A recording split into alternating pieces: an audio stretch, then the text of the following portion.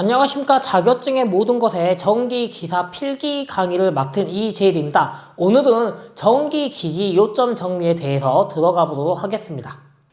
자, 전기기기에서 첫 번째는 우리 직류기에 대해서 보도록 하겠습니다. 자, 직류기에서 첫 번째로 아셔야 될 거는 직류기에 발전 원리 및 직류 발전기부터 하겠습니다. 직류 발전기의 원리 및 구조에 대해서 아셔야 됩니다. 자, 여기서 첫 번째로 아셔야 될 거는 직류 발전기의 3요소입니다. 자, 직류 발전기의 3요소로는 첫 번째 계자, 전기자, 정류자, 요게 이제 3요소가 되고요. 여기서 계자는 자속을 발생시키고 전기자는 자속을 끊어 기전력을 유기시키고요. 기전력을 유기시키는 역할이 전기자고, 정류자는 발전된 전기는 교류전기입니다. 그래서 교류를 직류로 변환시키는 역할을 하는 것. 요렇게 세 가지가 직류발전기의 3요소고요. 그 다음에 여기서 직류발전기는 전기자 철심을 규소간판으로 선층해야 됩니다. 규소간판으로 선층을 하고, 여기서 철심 두께는 0.35에서 0.5mm이고요. 여기서 규소 함유량은 1에서 1.4%까지 함유가 돼야 됩니다. 근데 이 전기자 철심을 규소간판으로 설칭하는 이유는 철선을 감소시키기 위함입니다. 근데 여기서 철선을 감소한다의 다른 말은요, 히스테리시스손과 와류손을 감소한다, 이 말도 철선을 감소한다라는 말과 똑같습니다. 여기 첫 번째 직류발전기의 원리 및 구조에서 알아야 될 내용이었습니다. 자, 두 번째는 전기자 곤선법과 유도기전력에 대해서 보겠습니다. 두 번째는 전기자 곤선법과 유도기전력입니다. 자, 먼저 전기자 곤선법부터 보시면요, 전기자 곤선법은 주로 사용하는 게 고상권, 폐로권, 2층권, 중권, 하권, 요렇게 사용을 하고 있습니다. 여기서 우리가 조금 비교해야 될 대상은 중권과 파권을 조금 비교를 할 수 있어야 됩니다. 중권과 파권은 조금 비교를 하고 있어야 되는데, 자, 여기서 중권과 파권을 뭐로 비교하냐? 비교해야 될 내용들은 첫 번째는 병렬 회로수 A에 대해서 비교해서 기억하고 있어야 됩니다. 그 다음에 두 번째는 브러시 수에 대해서 기억을 해야 되고요. 브러시 수는 B로 나타내고, 세 번째는 용도에 대해서 기억을 하고, 네 번째는 균합 접속에 대해서 알아줘야 됩니다. 요렇게 네 가지를 가지고 중권과 파권을 비교할 수 있어야 되는데, 먼저 병렬 회로수 A는 중권 같은 경우는 P로 나타냅니다. 만약에 다중이다라고 하면은 NP로 나타냅니다. 다중이다 하면은 NP고요. 파권은요, 병렬 헤로수는 E로 나타내고요. 만약에 다중이다라고 하면은 EM을 해주면 됩니다. 그 다음에 두 번째 브러시 수인데요. 중권의 브러시 수는 P로 나타내고요. 파권은 E로 나타냅니다. 그래서 병렬 헤로수와 브러시 수는 같다라고 생각을 해주셔도 되고요. 용도는 중권은 대전류 소전압에 사용을 하고요. 반대로 파권은 소전류 고전압에 사용을 합니다. 그래서 높은 전압이냐 많이 흐르는 전류냐 그거로 용도가 구해지고요. 그 다음에 균합 족성인데요. 중권은 4극 이상의 발전기에는 균합 접속을 해야 되고요. 파권은 무조건 균합 접속을 안 해도 된다라는 특성을 가지고 있습니다. 이렇게 전기자 건선법과 내용, 건선법 비교를 조금 기억을 해 주셔야 되고요. 또 여기서 이제 뭘 알아주셔야 되냐면은 유도 기전력을 기억을 해 주셔야 됩니다. 유도 기전력 E는 어떻게 구하냐? 60A분의 P, Z, 파이, N으로 구합니다. 여기서 A는 병렬 헤로수를 의미하고요. 여기서 P는 극수를, Z는 도체수를, 파이는 자속수를, N은 회전수를 의미합니다. 근데 여기서 회전수의 단위는 R, P, M으로 나옵니다. 근데 우리가 실제 이 N은 뭐로 단위를 해야 되냐면요. RPS로 바꿔줘야 됩니다. 근데서 RPM으로 나오는 거를 RPS로 바꿔주기 위해서 60이 곱해진다라고 생각하시면 됩니다. 이 60은 꼭 넣어야 돼요. 왜요? RPS로 바꾸기 위해서 60을 꼭 넣어야 된다. 그래서 60A분의 PZ 파이 N 요렇게 기억을 해주시면 될 것 같습니다. 그럼 여기까지가 일단 전기자 건선법과 유도 기전력에 대한 내용이었습니다. 그래서 세 번째는 이제 직육에서 세 번째로 알아줘야 될 거는 전기자 반작용에 대해서 아셔야 됩니다. 자, 전기자 반작용은요. 전기자 전류로 인해 주자 속에 영향을 줍니다. 요게 이제 전기자 반작용이고요. 그래서 전기자 반작용의 영향을 좀 보면은, 자, 전기자 반작용은 발전기도 있지만 정동기도 있어요. 그래서 우리는 발전기, 정동기 둘 다 알아야 되기 때문에 기사에서는 둘 다 같이 조금 적겠습니다. 먼저 발전기부터 적겠습니다. 전기자 반작용의 발전기에서의 영향은요. 첫 번째, 주자속이 감소합니다. 근데 이 주자속이 감소하면은 유기 기전력도 감소합니다. 요게 영향 첫 번째고요. 두 번째는 중성축이 이동합니다. 이 중성축이 이동하는데 어떤 방향으로 이동하냐? 회전 방향으로 이동합니다. 회전 방향으로 중성축이 이동하고요. 세 번째는요. 정류자편과 브러시 사이 불꽃이 발생합니다.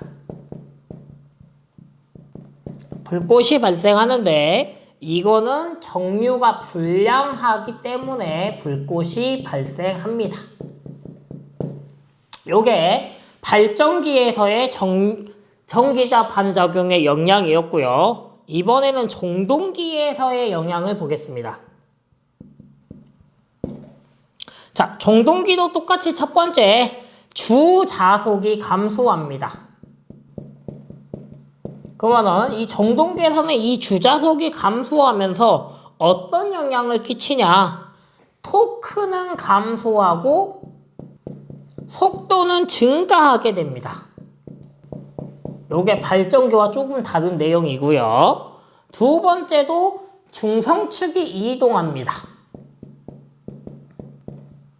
중성축이 이동하는데 종동기는 어떻게 이동하느냐? 회전 방향과 반대로 이동합니다. 회전 방향과 반대로 이동하고요. 세 번째는 정류자편과 브러쉬 사이에 똑같이 불꽃이 발생합니다. 브러쉬 사이에 불꽃이 발생하는데 이거 역시 정류가 불량하기 때문에 불꽃이 발생한다 라고 생각을 하셔도 됩니다. 이렇게 전기자 반작용의 영향, 발전기와 정동기에 대해서 어떤 영향을 끼치는지 살펴보았고요. 여기에 당연히 뭐도 있어야 되냐면은 방지 대책도 있어야 됩니다. 그래서 방지 대책을 보시면은 자, 방지 대책의 첫 번째는요. 보상곤선을 설치하면 됩니다. 두 번째 방지 대책은요. 보호극을 설치하면 됩니다. 세 번째는 보호극이 없는 경우입니다. 보호극이 없으면 중성축을 이동해야 됩니다. 요렇게 세 가지가 방지 대책이고요. 근데 여기서 제일 좋은 거는 요 보상건선을 설치하는 게 가장 유효합니다. 근데 이 보상건선은 전기자 본선과 반대 방향으로 설치한다. 요거를 조금 기억을 해주시면 되고요. 그 다음 보극은 보조극성, 보조자석을 사용하는 거고요. 보극이 없으면 중성축을 이동시킨다. 이거는 정류를 양호하게 하기 위한 겁니다. 정류를 양호하기 위해서 사용한다. 근데 가장 효과적인 방법은 이 보상건선을 설치하는 게 가장 양호한 방법, 우수한 방법이다라고 생각을 해주면 되고요. 여기까지가 전기자 반작용에 대한 영향과 방지 대책이었습니다. 네 번째는 정류와 관련된 내용입니다. 자, 정류는 교류를 직류로 변환시킨다라고 생각하면 됩니다. 교류를 직류로 변환시키는 건데 얘가 좋아야 됩니다. 그래서 첫 번째 양호한 정류 조건을 보도록 하겠습니다. 양호한 정류를 얻기 위한 건데요. 양호한 정류를 얻기 위해서는 첫 번째로 리액턴스 전압을 적게 해야 됩니다. 리액턴스 전압을 적게 하면 양호한 정류를 얻고요. 두 번째는 정류 주기를 길게 하면 됩니다. 정류 주기를 길게 하고 세 번째는 코일의 자기 인덕턴스를 줄이면 됩니다. 코일의 자기 인덕턴스를 줄이면 되는데 이 말은 단절권을 사용하면 줄일 수 있습니다. 단절권을 사용하면 인덕턴스를 줄이고 그 다음에 여기서 전압 정류를 해도 양호한 정류가 되고요. 또는 저항 정류를 해도 양호항 정류를 얻을 수 있습니다. 여기서 전압 정류는 보극을 설치하면 되고요. 저항 정류를 위해서는 탄소 브러쉬를 설치하면 됩니다. 여기서 탄소 브러쉬를 설치하는 이유는 접촉 저항이 크기 때문입니다. 접촉 저항이 크기 때문에 탄소 브러쉬를 설치한다. 요렇게 저항 정류와 전압 정류로도 정류를 할 수 있고요. 또 여기서 리액턴스 전압을 적게 한다라고 했는데, 리액턴스 전압은 E는 마이너스 L 곱하기 DT분의 DI로 구할 수도 있고요. 이걸 이용해서 리액턴스 전압을 적게 구하는 방법은 L 곱하기 TC분의 EIC를 하면은 리액턴스 전압을 적게 구할 수 있다. 이게 바로 리액턴스 전압을 구하는 공식입니다. 요거를 조금 기억을 해 주셔야 된다. 그 리액턴스 전압은 적어야지 좋다. 이거를 기억을 해 주시면 될 것 같습니다. 이렇게 정류에 대한 내용까지 저희가 알아보았습니다. 다섯 번째는 직류 발전기의 종류와 특성을 조금 보겠습니다. 자, 직류 발전기의 종류와 특성인데요. 여기서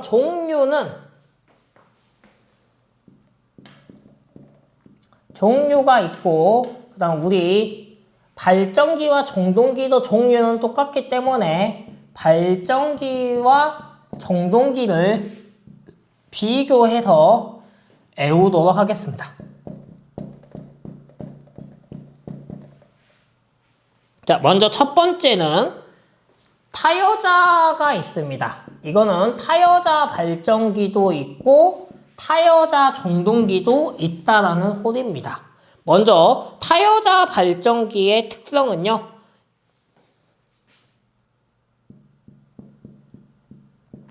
잔류자기가 없어도 발전합니다.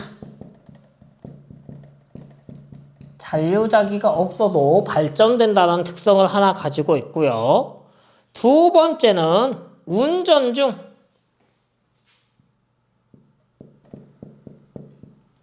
회전 방향을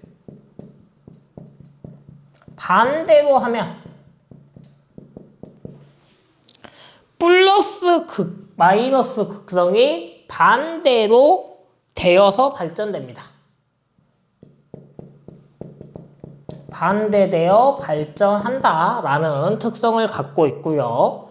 정동기, 타여자 정동기는요, 첫 번째 특성은 플러스 마이너스를 반대로 하면 플러스 마이너스 극성 반대 시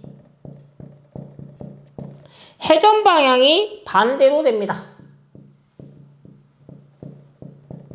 반대로 된다는 특성을 갖고 있고요.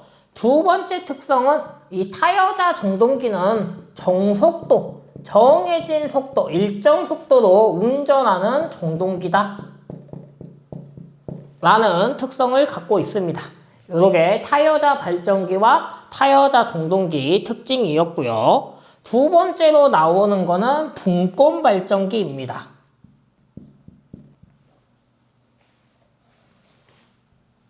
자, 분권 발전기의 첫 번째 특징은요, 발전기부터 보면은 잔류자기가 없으면은 발전 불가입니다. 요게 첫 번째 특성이고요. 두 번째는 운전 중 회전 방향이 반대면 발전 불가능입니다. 발전이 불가하고요. 세 번째, 운전 중 계좌 회로를 열면 어떻게 되냐? 고압이 발생합니다. 요게 분권 발전기의 특성이고요. 이번엔 분권 정동기의 특성을 보면요. 첫 번째, 저음속도 특성을 가지고 있습니다. 저음속도 정동기다라고 얘도 생각을 하면 되고요. 두 번째, 운전 중 계자군선이 단선되면 고속도가 됩니다. 고속이 돼버린다는 특성을 갖고 있고요. 세 번째, 이 분권 정동기가 이염 상태가 되면은 전격 전압과 무여자 상태가 됩니다.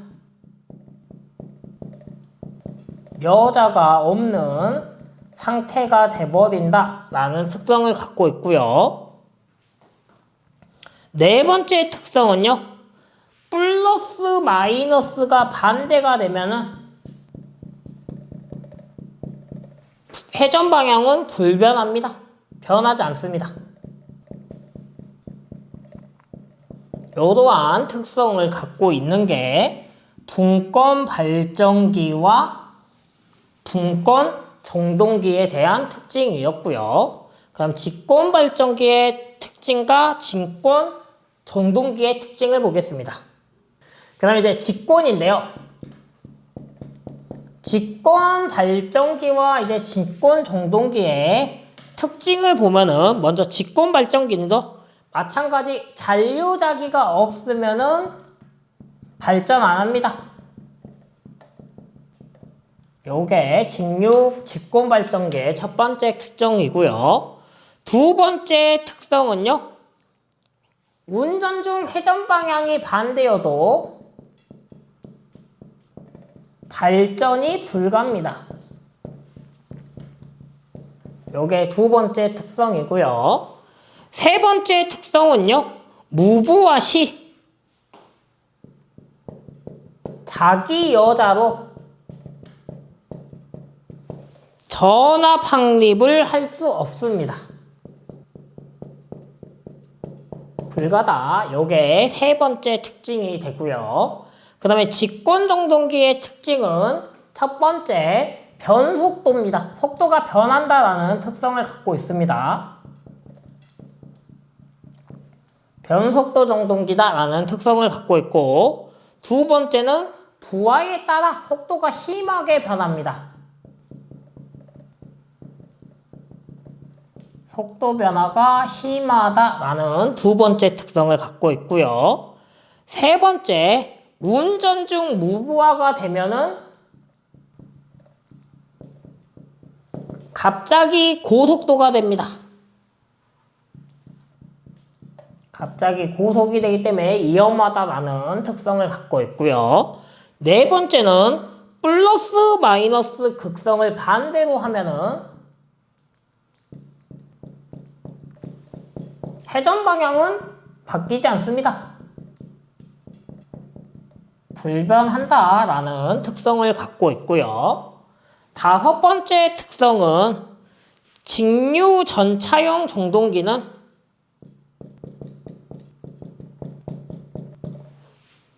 토크가 클 때 속도는 작습니다. 반대로 토크가 작으면 속도는 큽니다. 두 개가 반비례 관계다라고 생각을 해주시면 되고요. 그 다음에 이 직권 정동기의 여섯 번째 특징은 벨트를 걸면 안 됩니다. 벨트 운전을 하면 안 된다라고 생각을 해주시면 되고요. 왜 그러냐?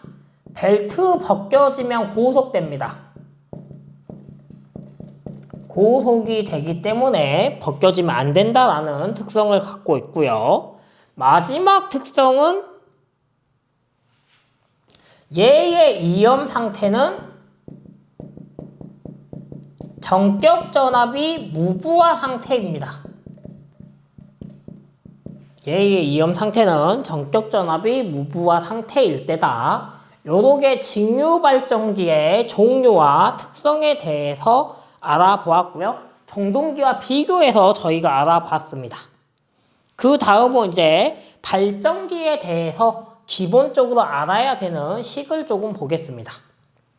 자, 그래서 이 직류 발전기에서 또 계속 이어서 나가면요. 이번 발전기에서 기본적으로 알아야 되는 발전기의 기본식을 조금 보겠습니다. 자, 6번째로 발전기에서 기본적으로 알아야 되는 식인데요. 첫 번째는 유도기전력에 대해서 알아야 됩니다. 자, 유도기전력 2는 V 플러스 IA RA 플러스 EA 플러스 EB다 라는 요거를 알아주셔야 됩니다. 여기서 V는 단자전압이다 라는 특성을 갖고 있고요. 여기서 IA는 전기자 전류를, 여기서 RA는 전기자 저항을 나타낸다라고 생각을 해주시면 되고요. 그 다음에 여기서 EA는 이제 기능사에서는 요 EA가 안 들어갔었는데 산업기사와 기사는 이제 이 EA가 들어가야 됩니다. 여기서 EA는 전기자 반작용에 의한 전압이 강화되는, 전압이 떨어지는 그 값을 넣어줘야 되고요. 여기서 이 B는 마찬가지 전기자 반작용이 일어나면 아까 브러쉬도 정류자 때문에 상처를 입는다 했죠. 그래서 브러쉬에 의한 전압 강화도 발생이 되거든요. 그래서 이 두 가지까지 더해 주셔야 됩니다. 근데 이 두 개의 값은 큰 값은 아니에요. 그래서 큰 값은 아니지만 기사와 산업기사에서는 요게 들어간다, 추가가 된다 라고 생각을 해 주셔야 됩니다. 요거까지 해 주시면은 유도기전력을 구할 수 있고요. 그 다음에 이 발전기의 기본 시기에서 또 뭘 하나 기억을 해 주셔야 되냐? 전압 변동률에 대해서 기억을 해 주셔야 됩니다. 전압 변동률 입실론에 대해서 기억을 해 주셔야 되는데, 입실론은 V n분의 V0 마이너스 Vn 곱하기 100이다. 왜 그러냐면은 얘가 퍼센트가 나와야 되기 때문입니다. 그래서 이렇게 퍼센트지가 나와야 되기 때문에 이렇게 해줘야 되고요. 여기서 Vn은 전격 전압을, 여기서 V0는 무부하 전압을 의미한다 라고 기억을 해주시면 됩니다. 여기까지가 일단은 6번째 발전기의 기본식에 대한 내용이었습니다. 자, 직류 발전기의 7번째는요. 직류 발전기의 병렬 운전해 보도록 하겠습니다. 직류 발전기의 병렬 운전인데요. 직류 발전기의 병렬 운전 조건에 대해서 조금 알아두셔야 되는데, 자, 병렬 운전 조건의 첫 번째는 전격 전압과 극성이 같아야 됩니다. 요게 첫 번째 특성이고요. 두 번째 특성은요, 외부 특성 곡선이 어느 정도 수화 특성이어야 됩니다. 부하 특성을 가지고 있어야 된다. 이게 두 번째 거고요. 세 번째는요. 용량이 다른 경우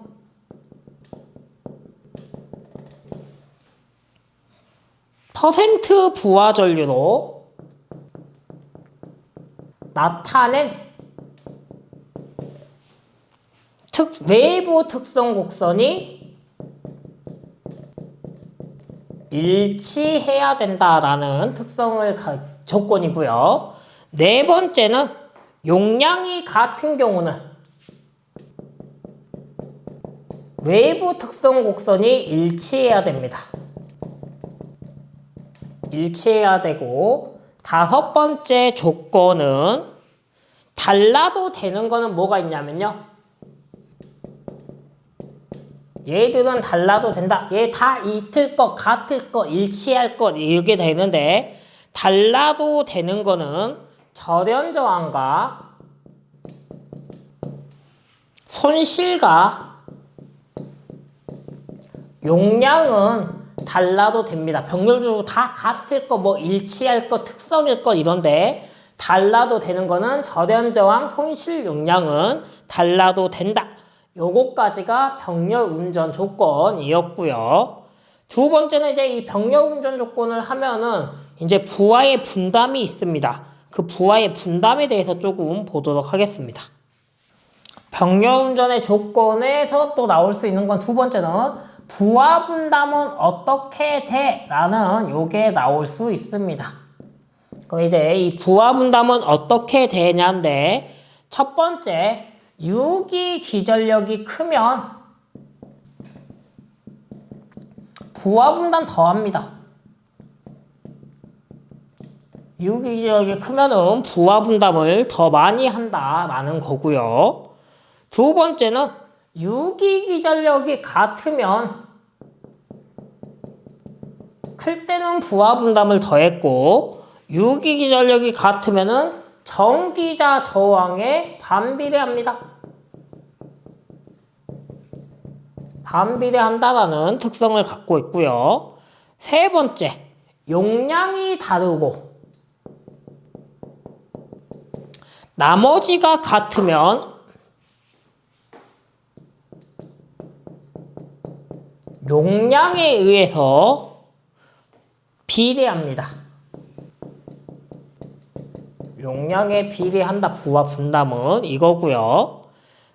그래서 이게 부하 분담에 대한 내용이고, 그 다음에 병렬 운전을 안전하게 하기 위해서는 운전을 위해 균합선을 설치해야 됩니다.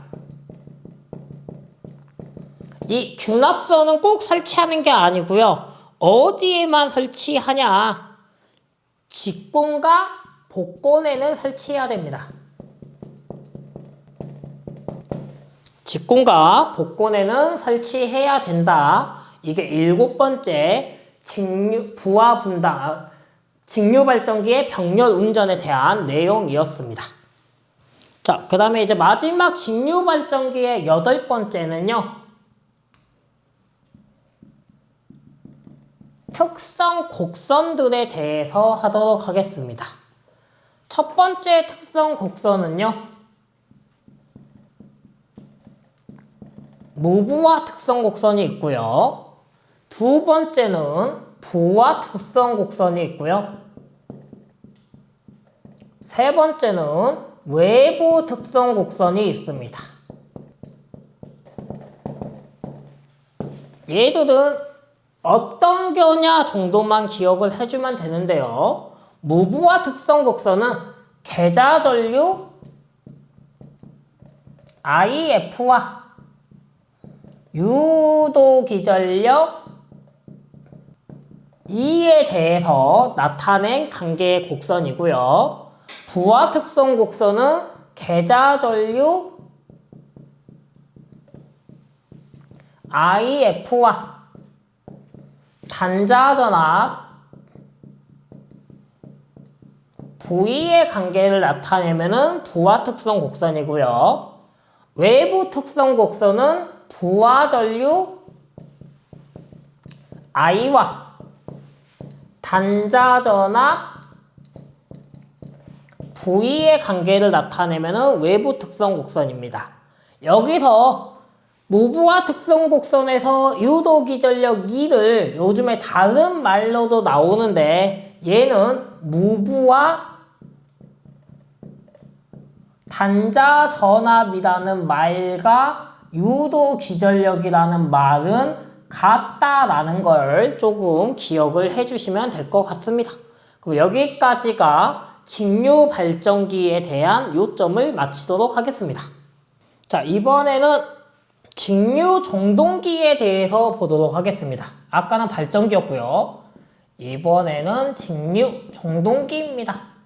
직류 종동기도 첫 번째로 나오는 거는 직류 종동기의 구조미 원리는 발전기와 똑같기 때문에 우리는 첫 번째 토크에 대해서 알아야 됩니다. 토크에 대해서 알아야 되고요. 토크는 기호로 T로 나타내고 있습니다. 단위는 뉴턴 미터를 사용하고요. 또는 킬로그램 미터를 사용할 때도 있습니다. 킬로그램 미터, 뉴턴 미터 이렇게 두 가지를 사용하고 있고요. 먼저 뉴턴 미터를 구하는 공식부터 보도록 하겠습니다. 토크 T는 W분의 P를 사용하고 있습니다. 여기서 2파이 A 분의 P Z 파이 IA 요거를 이용할 수 있고요. 이거는 우리가 K 파이 IA다로 사용할 수 있습니다. 그래서 이게 단위가 뉴턴 미터를 사용하는 토크식이고요. 킬로그램 미터를 사용하는 토크식은요. 토크는 0.975 곱하기 n분의 p다를 사용하면은 킬로그램 미터가 됩니다. 요렇게 두 가지가 있다라는 거 기억을 해주시면 될 것 같습니다. 그 다음에 직류 종동기에서의 두 번째는 속도를 구해야 됩니다. 속도는 n으로 나오고요. 단위는 rpm으로 표시하고 있습니다. 속도 n은 k 곱하기 파이분의 v-iarA를 사용해서 속도를 구할 수 있습니다. 근데 여기서 iarA인데 여기서 가끔 가다가 뭘 해주셔야 되냐면요.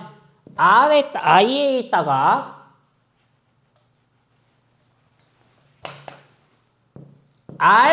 rf 플러스 ra를 해야 될 때도 있습니다.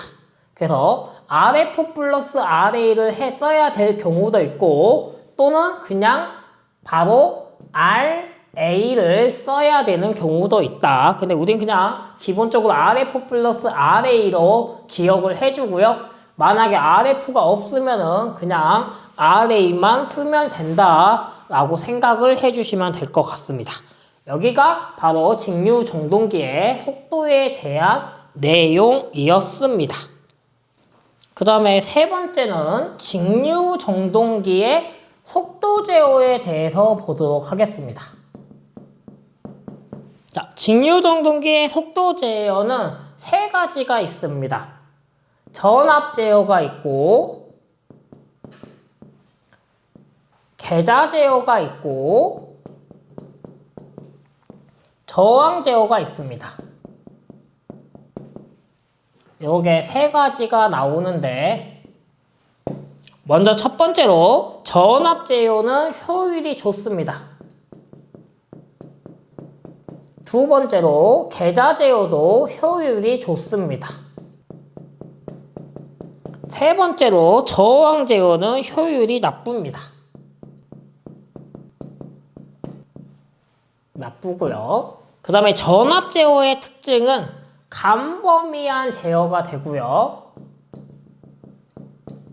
간범위한 속도 제어가 가능하고 일근어 방식이 있고 전압 제어에는 오드 레오나드 방식이 있습니다. 이렇게 전압 제어에는 일근어 방식, 오드 레오나드 방식이 있고 얘는 정토크를 제어할 수 있습니다. 일정한 토크를 제어하는 데 사용하는 거, 이게 바로 전압 제어였고요. 계좌 제어는요, 세밀하고 안정된 속도를 제어할 수 있고요. 두 번째 특징은 속도 조정 범위는 좁습니다. 세 번째 특성은 정출력으로 구동하는 방식입니다. 요게 속도 제어의 계좌 제어 특성이고요. 저항 제어는 속도 조정 범위가 좁다. 이 특징 하나밖에 없습니다. 그래서 저항 제어는 굳이 쓰지 않는다. 효율도 나쁘기 때문에. 하지만 이렇게 속도 제어는 세 가지가 있다라는 거 기억을 해주시면 될 것 같습니다. 그 다음에 이 속도 제어에서 조금 뭘 또 같이 알아두시면 좋냐, 바로 속도 변동률에 대해서 알아두면 좋습니다. 속도 변동률 입실로는 nn분의 n0 마이너스 nn 곱하기 100, 그 단위는 퍼센트지로 나옵니다. 여기서 nn은 정격 속도를, n0는 무브와 속도를 의미한다라고 생각을 해주시면 될 것 같습니다. 여기까지가 직류정동기의 속도 제어에 관계된 내용이었습니다. 자, 직류정동기에서의 네 번째는요, 손실과 효율입니다. 손실 및 효율인데요. 먼저 손실을 보시면요, 손실은 총 손실이 있습니다. 근데 이 전체 손실은 나눠져요. 어떻게 나눠질 수 있냐? 철손과 무브와 손과 동손으로 나눠질 부하손으로 나눠질 수 있습니다. 뭐 다 같은 말이긴 한데 무브와 손과 부하손으로 나타낼 수 있고요. 여기서 무브와 손의 다른 말은 고정선이라고도 합니다. 부하손의 다른 말은 가변손이라고도 합니다.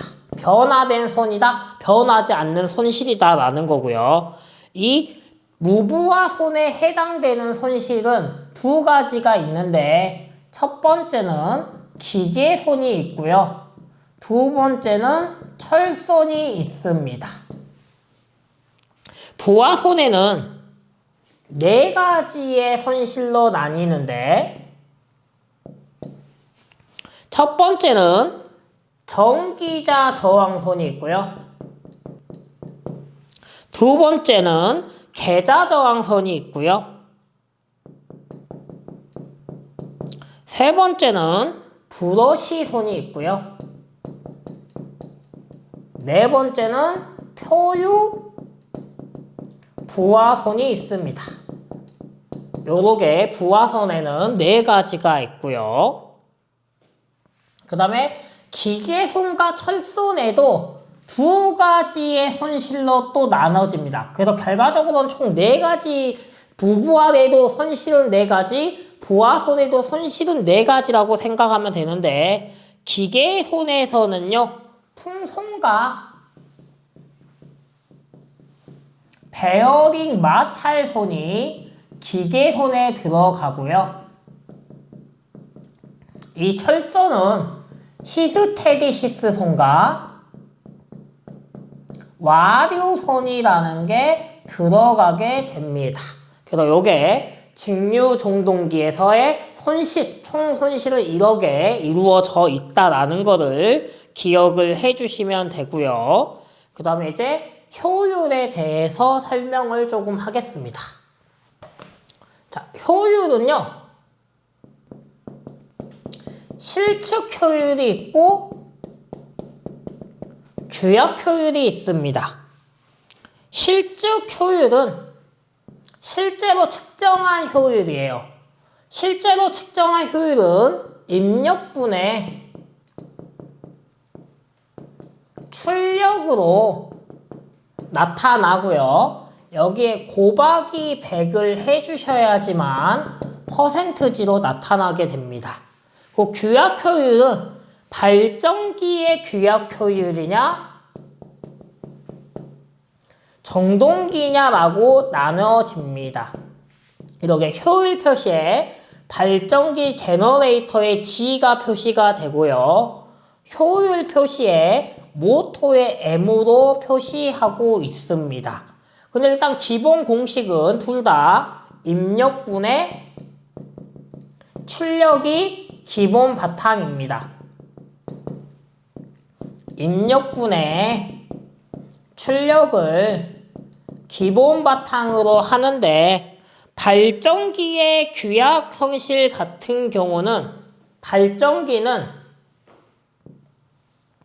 이 출력, 발전된 전기보다는 내가 나한테 보내주고 내가 쓰는 전기가 중요하죠. 그래서 발전기 같은 경우는 이 출력이 중요합니다. 그래서 출력이 중요하기 때문에 출력은 가만히 놔둘 거예요. 그러면 출력은 가만히 놔두고 곱하기 100을 해주고 입력을 다른 말로 써볼 거예요. 입력의 다른 말로는 뭐예요? 입력은 출력에다가 없어진 손실을 더해주면은 결국에는 입력이 돼 라는 거를 기억해주면 되고요. 정동기는 전기를 보내줘야지 모터가 돌아가니까 입력이 중요합니다. 그래서 정동기는 입력은 그대로 놔둘 거고요. 출력을 다른 말로 쓸 거예요.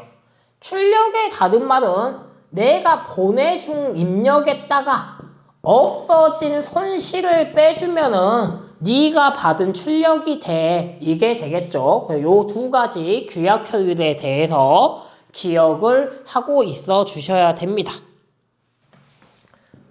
그 다음에 직류정동기의 이제 마지막 5번째인데요. 직류정동기의 5번째는 절연물의 허용 온도에 대해서 기억을 하셔야 됩니다. 이 절연물은요, Y, A, E, B, F, H, C 요 순서로 기억을 해주셔야 됩니다.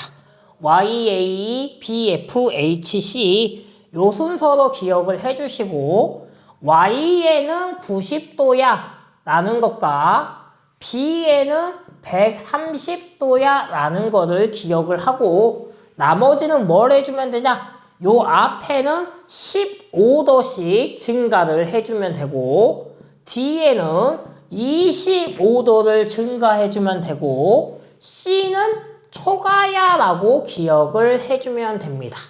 그러면 90도에서 15도니까 105도가 될 거고요. 105도에서 15도니까 120도가 될 겁니다. 130에서 25도니까 155도가 될 거고 25도 증가니까 180도가 될 거고 얘는 180 초과야 라고 이렇게 절연물의 허용 온도를 기억해 주시면 됩니다. 이러면은 직류기에 대해서 요점 정리를 마치도록 하겠습니다.